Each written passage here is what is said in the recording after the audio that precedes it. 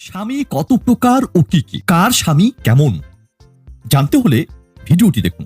Bachelor স্বামী, এরা এরা কেতা দুরস্থ, মুখে সর্বদা মিষ্টি হাসি লেগে থাকে, নিজেকে ব্যাচেলর বলতে খুব ভালোবাসে। বয়স যতই হোক না কেন, কেউ ব্যাচেলর বললে খুব খুশি হয়। স্ত্রীর চেয়ে বন্ধুদের সাথে বেশি আড্ডা দেয়। দাম্পত্য জীবন নিয়ে মোটেও সিরিয়াস নন। এদের অনেক বান্ধবীও থাকে।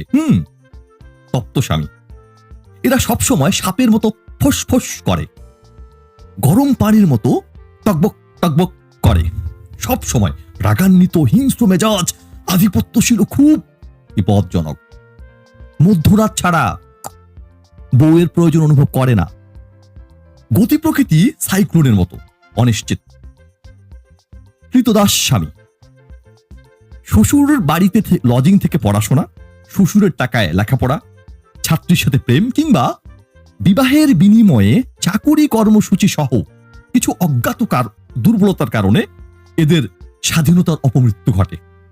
এরপর আর কোনোভাবেই ঋত গৌরব পুনরুদ্ধার করতে পারে না। সাধারণ স্বামী, এরা খুবই গতানুগতিক। 8-10টা স্বামীর মতোই সাধারণত নীরবে সব সয়ে যায়। এরা জেনেই গেছে পুরুষ হয়ে জন্মেছি, এটুকু জ্বালা সহ্য করতেই হবে, তাই প্রতিবাদের ঝুঁকিও নেয় না। চামড়া মোটা স্বামী, নানান কথার বাণে বিদ্ধ হয়ে এদের চামড়া গন্ডারের মতো পুরু হয়ে যায়। তোমার ভাগ্য ভালো, তোমার ভাগ্য ভালো যে আমার মতো বউ পেয়েছো, আর কেউ হলে সে কবে ফেলে চলে যেত। এই জাতীয় বাক্যবাণও এদের চামড়া ভেদ করতে পারে না। পরজীবী স্বামী, এরা অলস, শুধুমাত্র অর্থের জন্য, টাকার জন্য স্ত্রীকে ভালোবাসে। বউয়ের রোজগারের টাকা চলে, ফুটানি করে।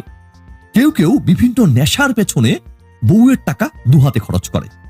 সংসারের কাজে স্ত্রীকে মোটেও সাহায্য করে না। এদের একটি প্রজাতি ঘর জামাই বা গৃহপালিত স্বামী নামেও পরিচিত। আপনার কোনটা?